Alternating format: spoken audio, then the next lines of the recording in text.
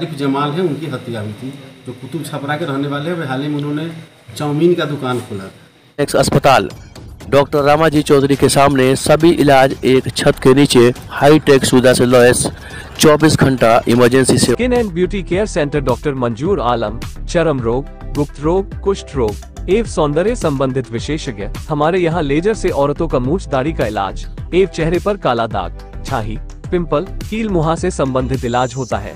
मिलने का पता स्टेशन रोड, सरदार गली, सीवान, बिहार। सीवान में ओवैसी के पार्टी के नेता की हत्या का तार सीवान जेल से जुड़ा। जेल में बंद कुख्यात ऋषु पांड्या के इशारे पर हुई हत्या, 2 हुए गिरफ्तार। सीवान में ओवैसी के पार्टी के नेता आरिफ जमाल हत्याकांड का उद्भेदन पुलिस ने कर दिया है। आरिफ की हत्या का तार सीवान जेल से जुड़ा है, जिसमें 2 अपराधी गिरफ्तार हुए हैं। घटना के संबंध में बताया जाता है कि 25 दिसंबर को समय 11:30 बजे दिन में गुप्त सूचना मिली कि नगर थाना क्षेत्र के आनंद नगर मोहल्ले में उमेश पाठक के मकान में 2 संदिग्ध व्यक्ति रुके हुए हैं। सूचना के सत्यापन आवश्यक कार्रवाई हेतु अनुमंडल पुलिस पदाधिकारी सदर के नेतृत्व में विशेष टीम का गठन करते हुए पुलिस ने उमेश पाठक के मकान पर छापेमारी की। छापेमारी के क्रम में पुलिस को देखकर भागने लगे, जिसमें दोनों अपराधी को पुलिस के द्वारा पकड़ लिया गया। पकड़े गए अपराधियों ने अपना नाम राजन मिश्रा उर्फ अर्चित मिश्रा, पिता उदयनाथ मिश्रा, थाना जो असाव थाना क्षेत्र का निवासी है। वहीं दूसरे ने अपना नाम रोहित यादव उर्फ लाडला बताया है, जो चांदपुर एमएच नगर थाना क्षेत्र का रहने वाला है। आपको बता दें कि इन अपराधियों के पिस्टल, गोलियां, मोबाइल एवं 1 किलो चरस बरामद हुआ है। इस पूरे मामले पर सीवान एसपी शैलेश कुमार सिन्हा ने प्रेस वार्ता का जानकारी दिया कि यह कुख्यात टॉप 10 अपराधियों में शामिल है, जो जेल में बंद एक अपराधी के इशारे पर सीवान के 3 जगह गोलीबारी की घटना को अंजाम दिए हैं। इन लोगों के गिरफ्तारी के बाद से अपराध पर नियंत्रण होने में कामयाबी मिलेगी। क्या क्या हुआ बरामद? सीवान के एआईएमआईएम नेता आरिफ जमाल की हत्या के बाद पुलिस पर सवालिया निशान उठने लगे थे। पुलिस एक्शन में आई और 24 घंटे के अंदर गोली चलाने वाले अपराधियों को गिरफ्तार कर लिया है। इनके पास से देसी पिस्तौल 2, जिंदा गोली 6, चरस 1 किलो, मोबाइल 2 और 1660 रुपया नकद बरामद किया गया है। पूर्व में दर्जनों कांड में है वांछित।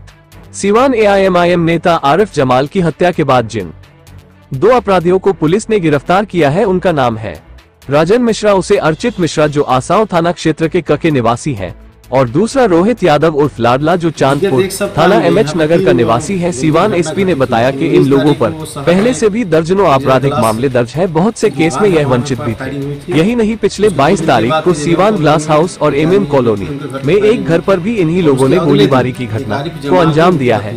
वही कुख्यात ऋषु पांड्या जो जेल में बंद है, उसी के इशारे पर यह घटना को अंजाम दिया है। 3 घटनाएं घटी थी, तो काफी पुलिस के लिए चुनौती का कार्य था।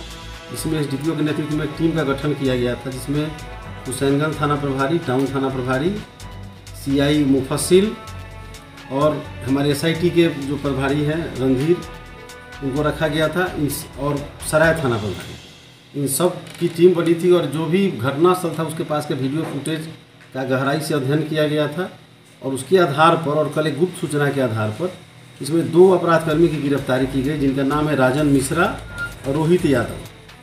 दोनों पूर्व से ही जिले के टॉप 10 अपराधकर्मियों की सूची में शामिल हैं, राजन मिश्रा और रोहित यादव दोनों।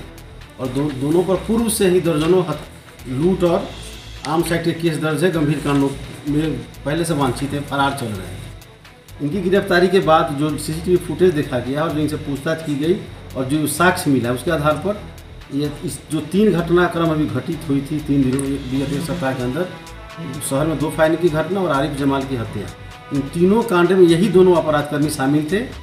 इन लोगों ने ही फायरिंग की थी, जो सीसीटीवी फुटेज से ही प्रमाणित हो रहा है। उन्होंने स्वीकार भी किया है और अन्य भी साक्ष्य मिला है। तो जो कल आरिफ जमाल की हत्या हुई 23 तारीख को, उसके 24 घंटे के अंदर इनकी गिरफ्तारी हो गई। और जो हम लोग देख रहे हैं, तो जो एमएम ग्लास फैक्ट्री के ग्लास हाउस के पास जो फायरिंग हुई थी, उसमें कुल 3 अपराधकर्मी थे, जिसमें एक मोटरसाइकिल चला रहा था और 2 फायरिंग कर रहा। तो फायरिंग करने वाले यही दोनों थे, राजन मिश्रा और रोहित यादव। और जो मोटरसाइकिल चला रहे थे, एक अन्य अपराधकर्मी, उसकी गिरफ्तारी के लिए पुलिस प्रयास कर रही है। उसी तरह एमएम कॉलोनी में जो फायरिंग हुई थी, उसमें कुल 4 लोग थे 2 मोटरसाइकिल पे। उसमें 2 मोटरसाइकिल सवार 2 मोटरसाइकिल चला रहे थे, और जो 2 व्यक्ति फायरिंग कर रहे थे उसमें भी यही दोनों थे, राजन मिश्रा और रोहित यादव। और आरिफ जमाल की हत्या में भी 3 लोग थे, एक व्यक्ति जो मोटरसाइकिल चला रहा था, और ये दोनों ही फायरिंग कर रहे थे, जिससे उनकी हत्या हुई थी। इस प्रकार ये तीनों घटना में जो मुख्य अभियुक्त थे जिन्होंने फायरिंग की थी, उनकी गिरफ्तारी हो गई है।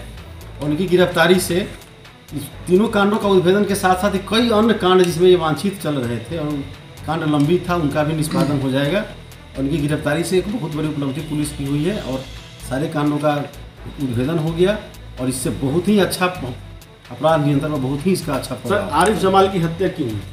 आरिफ जमाल की हत्या जो इन लोगों ने बताया है, अभी तो पुलिस अनुसंधान कर रही है, लेकिन इन लोगों का कहना है कि एक अपराधकर्मी है जो जिले के कुख्यात अपराधकर्मी है रिशु पांडे, अभी वर्तमान में जेल में, अभी हाल ही कुछ ही दिनों पहले उनकी गिरफ्तारी पुलिस ने की थी और जेल में बंद है। उन्हीं के इशारे पर इन लोगों ने आरिफ जमाल की हत्या करी। तो रीजन नहीं पता चल पाया। रीजन इन लोगों ने बताया कि वो रिशु पांडे की, मूलतः रिशु पांडे की आरिफ जमाल से कोई विवाद है और ये चूंकि उन लोगों के लिए काम करता है इसलिए जेल के उनके इशारे पर ही उनकी हत्या। सर, इसमें और कोई अभियुक्त मेन है या फिर यही दोनों ने? ये फुटेज, इनसे पूछताछ सबके आधार पर यह प्रमाणित है कि जहाँ भी फायरिंग हुई है तीनों घटना में इन्हीं दोनों ने फायरिंग की है। इनके साथ एक दो और व्यक्ति हैं जो इनके गिरोह में कार्य करते हैं।